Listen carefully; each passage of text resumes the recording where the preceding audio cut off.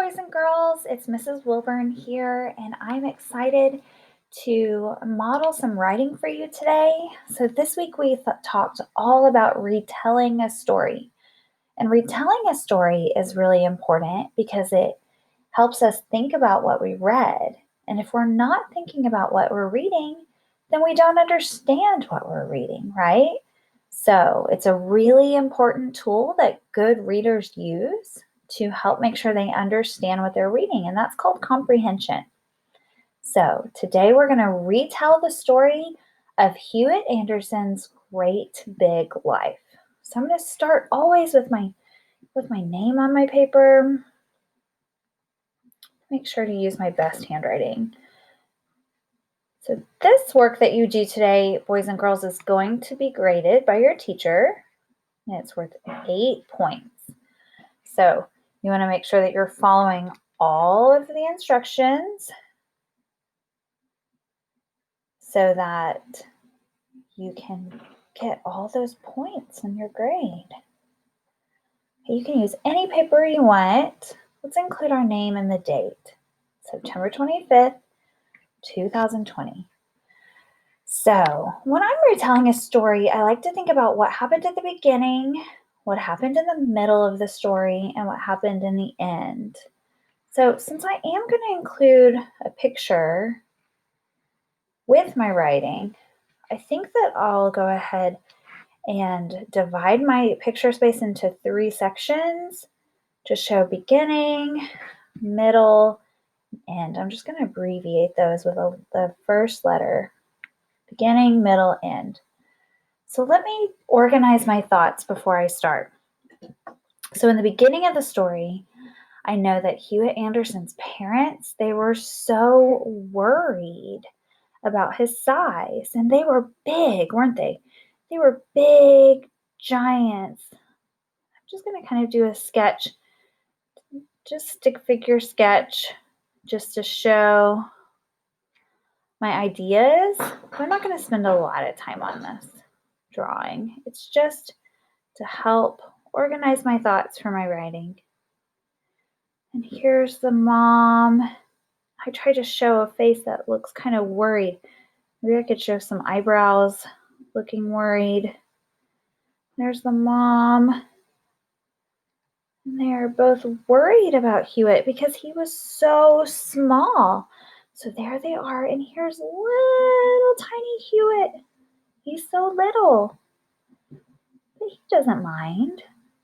So he doesn't look worried. Okay, so in the beginning, they were worried about how small he was.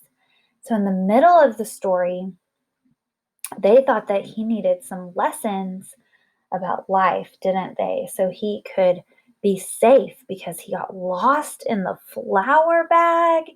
But then, you know what? He showed them that he could do a lot of great things, even though he was small.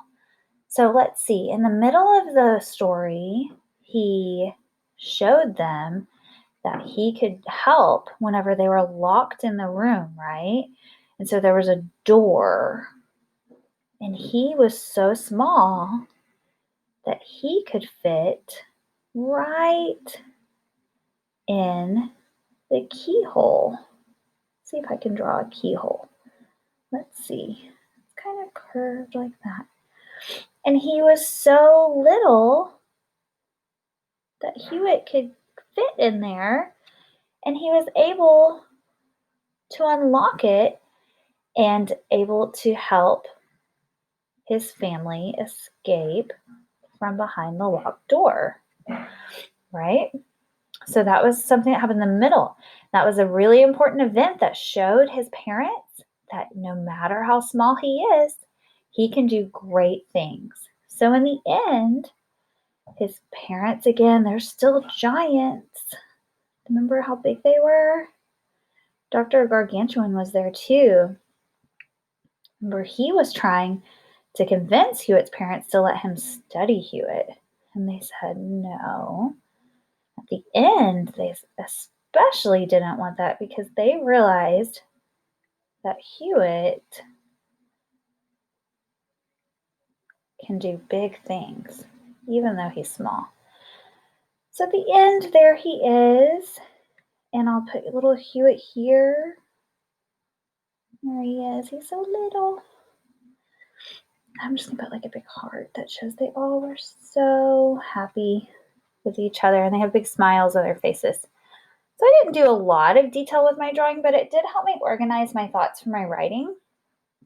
But the most important thing today is that I focus on retelling with my writing more than my artwork. So I could go back and color it later if I wanted to. And you're definitely welcome to add more detail to your pictures when you're finished with your writing and add some color. That is perfectly fine if you want to go back and do that. So I said in the beginning, Hewitt's parents were worried about how small he was. So Hewitt's parents were giants, right? So in the beginning of the story, and I'm going to start with a capital I, because good writers make sure they start every sentence with a capital letter. And that's one of our power words. What is this next word? The. T-H-E spells the. I know that because that's one of my 1G words. In the beginning of the story, beginning, oh, I know that b is the sound for B.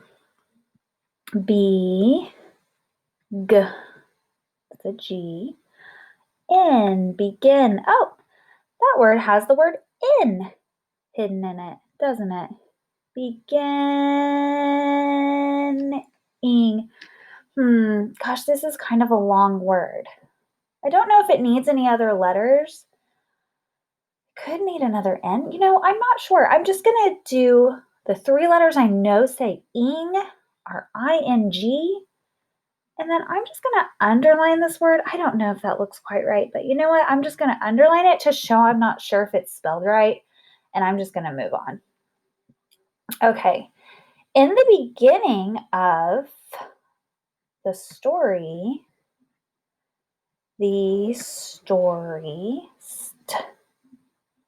or E. Sometimes I know Y can say E. I think that's right there. Okay. In the beginning of the story, Hewitt's, I put an apostrophe S there to show that we're talking about Hewitt's parents. Parents were, it's another one of our power words, so worried. I want to use the word worried, but I'm not sure how to spell it. Okay, I'm just going to write down the sounds I hear. Wah. Oh, W says what? Were, There's a lot of different ways to get I don't know. I know that ER says like in her. Maybe that's right. Were,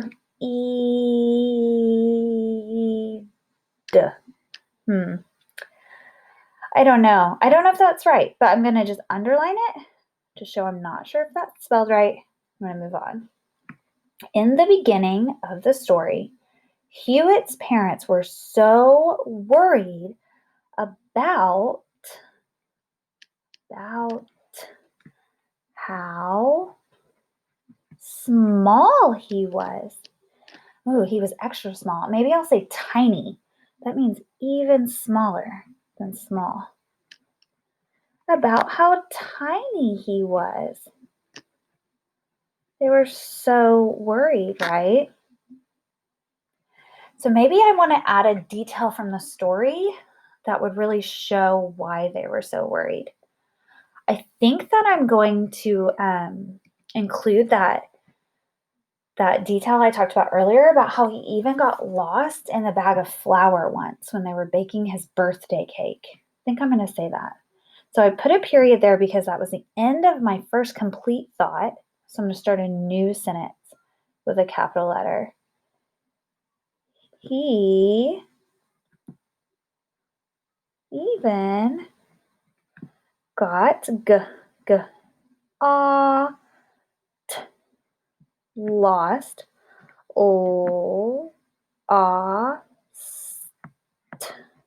He even got lost in a bag. B-A-G of flour. Flour. I think there's a couple different ways to spell flour. There's like flowers outside. Then there's flour for baking. I hear at the beginning full, F-L.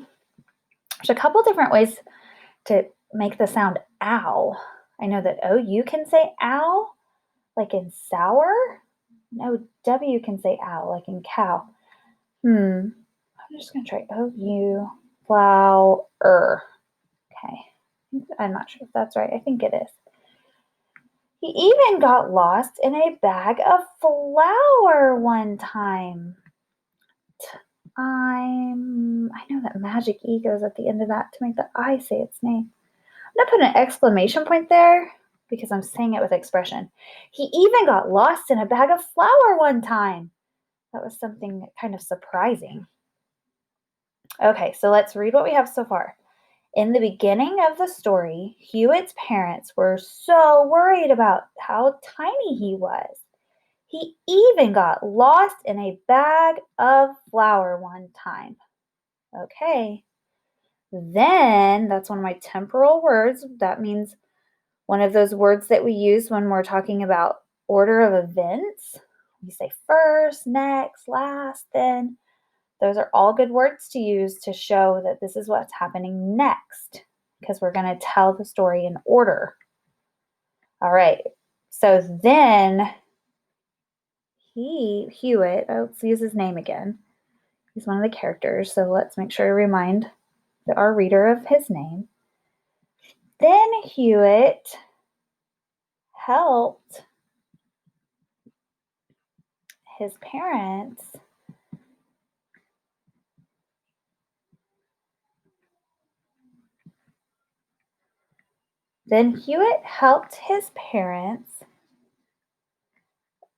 escape from a locked.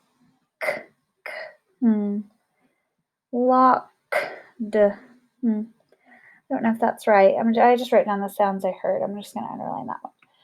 Hewitt helped his parents escape from a locked room. Another period, because I want to end that sentence there, and I'm going to give more details in the next sentence. He was small enough. Enough.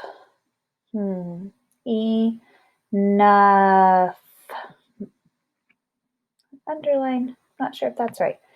He was small enough to fit inside the keyhole.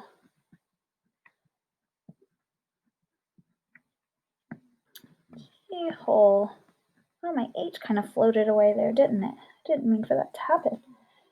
He was small enough to fit inside the keyhole. Another exclamation point, because that's another thing I'm kind of surprised by in the story.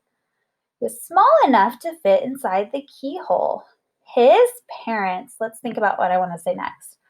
I think I want to say his parents realized that he can do big things even though he's small. I think that's a good way to end this.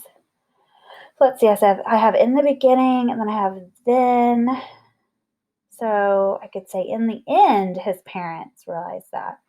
And that would show that that's what happened at the end of the story. Or I could say at last, finally. I think I'll say in the end. In the end, that's that one G word again. In the THE, end. In the end, Hewitt's parents realized. I like that word. I'm not sure how to spell it. I could just pick a different word, but I don't really want to do that. I don't like to have to pick a different word just because I'm not sure how it's spelled, because I really want to use my really great vocabulary words like realized. So I'm just going to, again, just write down the sounds I hear. Eel, eyes.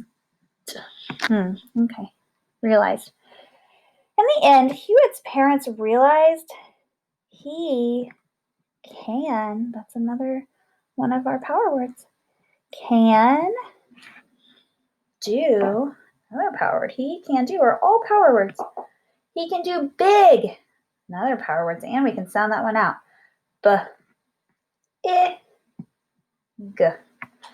Big things. I know TH says the. Things. I know ing says ing. Big things, even though he is small. Even though he is small. Okay, boys and girls, we're going to read this one more time all together. In the beginning of the story, Hewitt's parents were so worried about how tiny he was. He even got lost in a bag of flour one time. Then Hewitt helped his parents escape from a locked room. He was small enough to fit inside the keyhole. In the end, Hewitt's parents realized he can do big things even though he is small. So, boys and girls, I added a lot of detail, and I want to see you retell the story now. So I, of course, don't want you to write exactly what I wrote, and it's okay if you're not able to write quite as much as I am, as long as your retelling says something about what happened at the beginning, what happened at the middle, what happened in the end, then it's complete. But I'd like for you to add as many details as you can, because I know some of you guys can totally do that. So if you want to go back and add more details to your pictures at the end, that's great too. I can't wait to see what you work on and see all of your hard work. I know it's going to be great. So remember to include what happened in the beginning, middle, end, and make sure that it makes sense and it's in order to get all your 8 points for this. Make sure that you have a capital at the beginning of your sentences and you have a punctuation mark, either period, exclamation mark, sometimes a question mark at the end. Okay, we want to also see spacing between your words. Make sure that all the words don't run together. So we're looking for all of those things whenever we look at your writing. All right, happy writing.